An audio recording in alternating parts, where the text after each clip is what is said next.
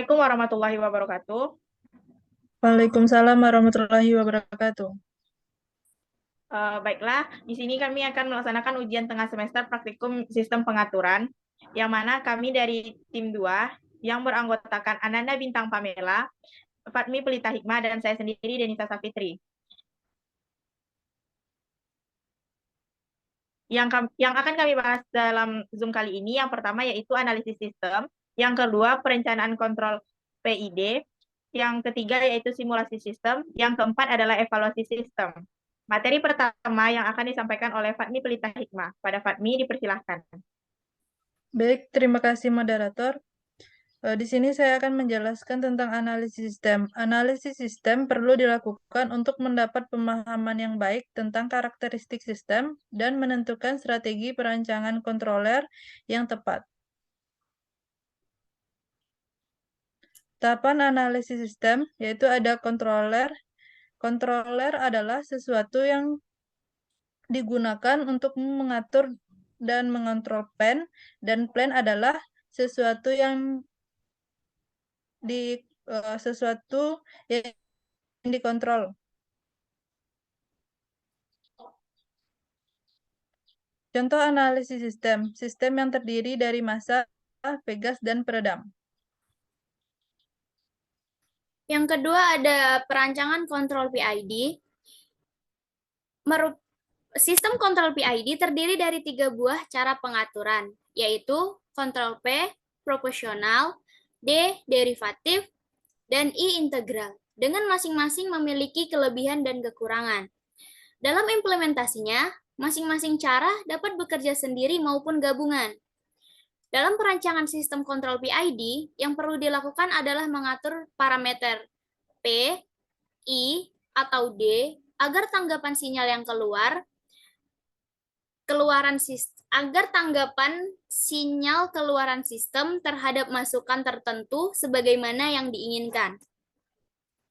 Kemudian ini merupakan contoh dari perancangan sistem yang masanya sama dengan 1 kg. Kemudian B ini merupakan gaya pegas sama dengan 10 Newton sekon per meter, dan K merupakan peredam sama dengan 20 Newton sekon per meter, dan Fs merupakan nilai output, dan nilai outputnya adalah 1. Kemudian yang ketiga adalah ada simulasi sistem.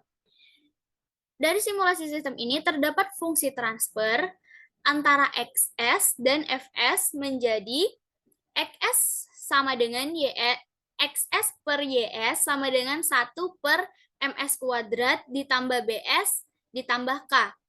Maka fungsi transfernya menjadi Xs per Ys sama dengan 1 per S kuadrat ditambah 10S ditambah 20. Dan ini merupakan hasil percobaan dari contoh di atas, di mana hasil penguatan yang diperoleh adalah 0,05, sehingga error steady state-nya sebesar 0,95. Dan error steady state tersebut dinyatakan besar. Dan rise time-nya sebesar kurang lebih 1,5 detik, dan rise time tersebut dinyatakan lambat. Dan gambar hasil percobaan MATLAB dapat dilihat pada layar. Respons sistem yang diharapkan adalah rise time yang cepat dan error steady state-nya sama, mendekati 0 dan overshoot yang minimum. Yang kedua ada penyelesaian dengan menggunakan kontrol PID. Dan saya akan menjelaskan contoh dari PID ini, dan ini merupakan contoh yang pertama dari hasil percobaan, yang dimana konstanta proporsionalnya sama dengan 30, konstanta integralnya sama dengan 70, dan konstanta derivatifnya sama dengan 10. Dan pada layar terdapat fungsi transfer, yang jika fungsi transfer tersebut diterjemahkan dalam bentuk aplikasi MATLAB, maka pada layar terdapat hasil dari simulasi tersebut. percobaan yang kedua, di mana nilai konstanta proporsional adalah 40, nilai konstanta integral 60, dan nilai konstanta derivatif 10.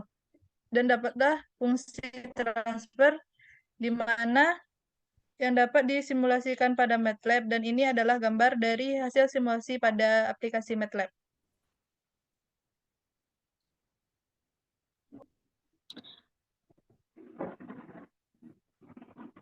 Oke, yang selanjutnya adalah hasil percobaan dari konstanta proporsional sama dengan 30, konstanta integral sama dengan 80, dan konstanta derivatifnya sama dengan 20, dengan fungsi transfer sebagai berikut, maka didapatkan diagram pada MATLAB dengan gambar sebagai berikut. Kemudian, untuk evaluasi sistem, dari percobaan yang telah kami lakukan, kami menyimpulkan evaluasi sistem yang telah dicobakan tidak ada yang ideal, hanya ada yang mendekati ideal. Sistem yang ideal kurvanya sebagai berikut yang dapat kita lihat pada layar. Kemudian untuk KP adalah konstanta proporsional yang berperan sebagai penguat atau gain saja tanpa adanya efek dinamik terhadap kerja controller. Kemudian KI adalah konstanta integral yang berfungsi sebagai perbaikan respons steady state, namun kesalahan pengaturan KI dapat membuat respons transient menjadi tinggi. Selanjutnya ada KD. KD adalah konstanta derivatif yang berfungsi sebagai pengurangan efek overshoot atau respon yang berlebih pada saat menuju steady state dengan cara memprediksi error yang akan terjadi sebagai efek dari error yang dihitung sebelumnya.